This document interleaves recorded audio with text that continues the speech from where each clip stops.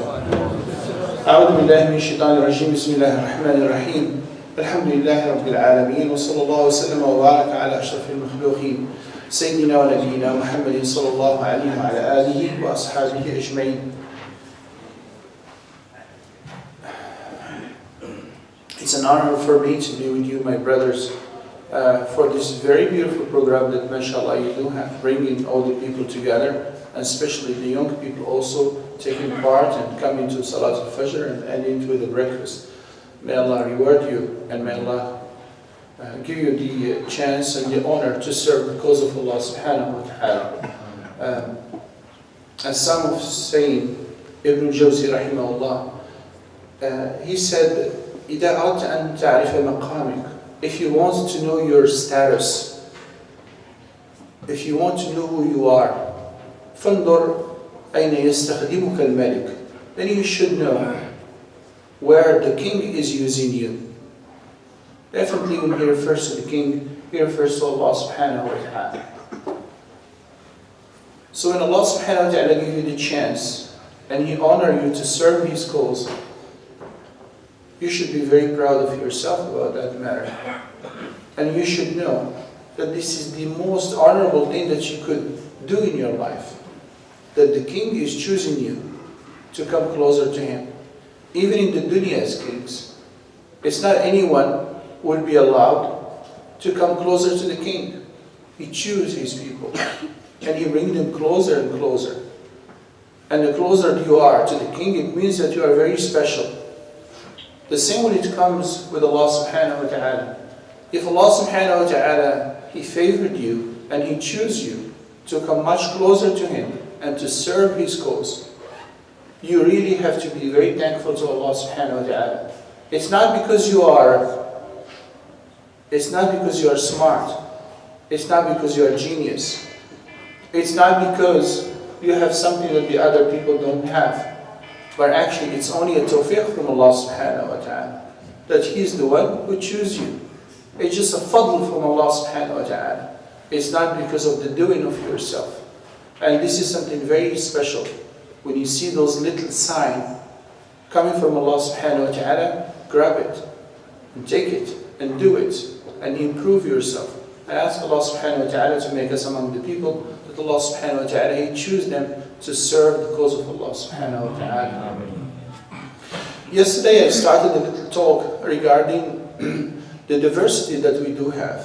And very quick, just a reminder, I said the way how we see ourselves, the way how we see the world around us, it's all diverse. The skin color, the languages, the way of thinking, the way of talking, the way of dressing, all of it, it's all completely different. And it's not only about the human being, but any other creatures around us, even animals, or plants, or fruit, or vegetables, or the skies, or the heavens. The more you see around you, you see the diversity. And I say the diversity should be something which should make us stronger. But actually, most of the time, it is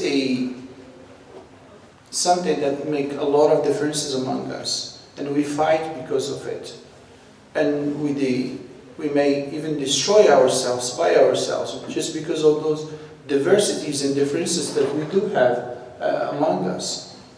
SubhanAllah. And I also mentioned that the Prophet Muhammad sallallahu alaihi wasallam, he told the Sahaba radiallahu anhum from the very beginning how to deal with those diversities, and how to understand each other, and how to accept each other, and how sometimes there will be a lot of differences among the Sahaba themselves, but they were able to understand it and accept it and use it. And in that time, there was no such thing that what we call takfir.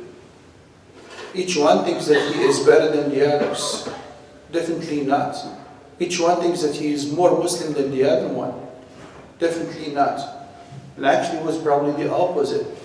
The way how they used to see each other and praise each other and love each other. This part is completely missing from our ways of dealing with each other. And the reason is that we misunderstand the message of Rasulullah sallallahu alaihi wasallam. The Prophet Muhammad sallallahu alaihi wasallam, And actually probably that's the essence of his whole work. It was just to bring the people together. Allah subhanahu wa ta'ala praised him, say, فَبِمَا رَحْمَةٍ مِّنَ اللَّهِ لِنْتَ لَهُمْ وَلَوْ كُنْتَ فَضًّا غَلِيظَ الْقَلْبِ لَانفَضُّوا مِنْ حَوْلِكَ.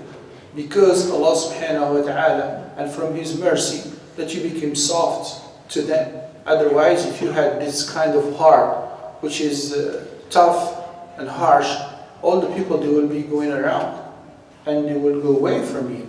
And Rasulullah sallallahu alaihi wasallam had this beautiful character to bring the people together.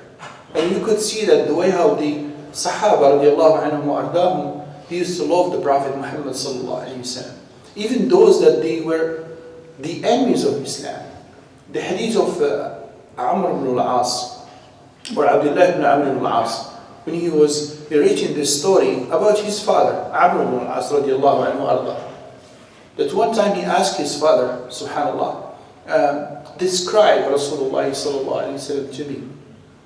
Imagine that.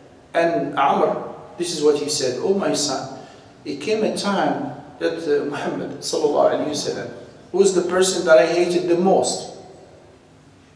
And if I die at that time, I would have definitely gone to the hellfire. And it came to the time when I accepted Islam. And look at this. When I accepted Islam, subhanAllah, that he became the person that I love more than anybody else.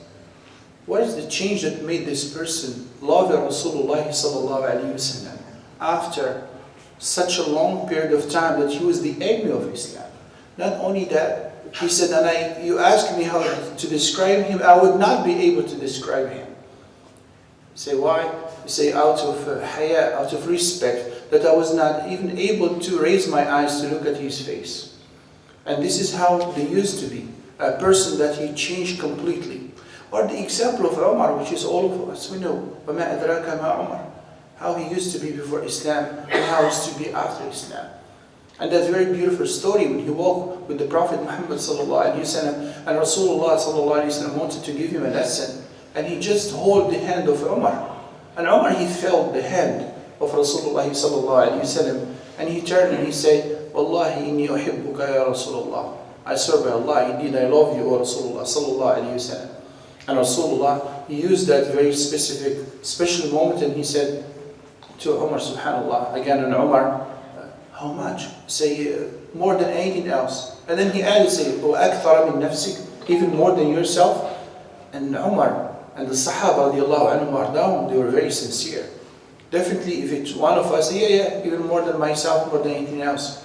And Umar, subhanallah, he took a second and he said, أَمَّا هَذِي فَإِنَّ فِي نَفْسِي مِنْهَا حَاجَةً. This one, I have a little issues, I have a little thing inside of me. Rasulullah said to Umar, Wallahi ya Umar, by Allah, لا يؤمنك أحدكم حتى أكون أحب إليه من ماله ونفسه وولده. Oh Umar, none of you, his iman will be complete unless he loves me more than everything else, including himself. And Umar took him only probably a few seconds, and he turned to Rasulullah and he said, Al-ana ya Rasulullah. Now, meaning I love you more even than myself. And Rasulullah didn't question him, how come you are saying so? But his son asked him after a while, Oh Umar, oh father, what happened on that day? He said, oh my son, this is the way how I look at it. I look at myself in Jahiliyyah, and if I died at that time, I would have been gone to the Jahannam. But Muhammad sallallahu alaihi wasallam, he is the one who brought me to the Islam, and he is the one who brought me from the darkness to the light. So I realized that myself, I couldn't help myself, I couldn't guide myself. But he is the one who guided me, and he is the one who saved me, and that's why he deserved to be loved, even myself, than myself, subhanAllah. This is actually the spirit of the Sahaba, the spirit how Rasulullah sallallahu alaihi wasallam, he used to bring them together, and used to love each other, and how they used to praise each other. Going back to the topic that I was talking about, the diversity, subhanAllah. I said in the time of Rasulullah sallallahu alaihi wasallam, he was giving many lessons regarding this matter. And I mentioned yesterday the incident of Banu Qurayda, when the Sahaba, they were confused to pray Asr or not to pray Asr. And then they delayed that. Some of them and some they prayed, and there was no confusion, there was no fight, there was no dispute. And they asked Rasulullah sallallahu alayhi wasallam, and he agreed. And he did not criticize any of them. Although some prayed and some did not pray.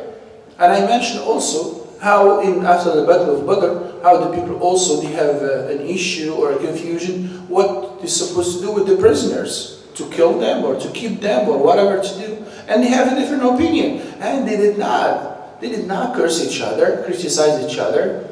No, they accept that there is people have a different opinion, and that's okay. That's acceptable. And then I mentioned about the Sahaba radiallahu anhum wa ardahum, how after Rasulullah sallallahu passed away, there was a few issues, actually a lot of issues, that they have differences, and they have a different opinion. And none of them used to criticize each other. Aisha radiallahu anha wa ardaha, and as Rasulullah sallallahu alayhi wa sallam mentioned about her, خُذُوا نِصْفَ دِينِكُمْ عَنْ هَذِهِ.